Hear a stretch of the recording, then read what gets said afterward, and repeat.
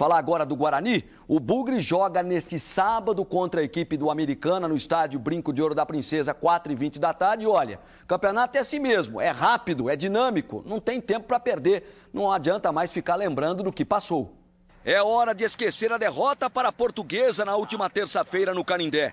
Até porque neste sábado o Bugre já tem outro jogo difícil pela frente. O Guarani vai enfrentar o Americana, que vive uma boa fase e somou 7 pontos nas últimas 3 rodadas. O técnico Wilson Tadei tem problemas para definir o time. O goleiro Emerson e o lateral esquerdo João Paulo estão machucados e são dúvidas para o jogo. Caso sejam vetados, o Everton e Carlinhos são os prováveis substitutos.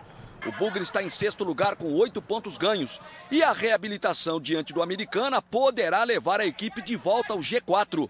Hoje à tarde tem treinamento no estádio Brinco de Ouro. E o Americana com a dupla Dodô e Reinaldo vem subindo, é a 7ª colocada com os mesmos 8 pontos do Guarani. A diferença dos dois times é o saldo. O Guarani tem saldo 2, o Americana tem saldo 1. O volante Lucas cumpriu suspensão, deve ser a novidade no meio-campo do Bugre. Guilherme Sereta de Lima, árbitro paulista, apita Guarani e Americana sábado 4h20, Brinco de Ouro da Princesa.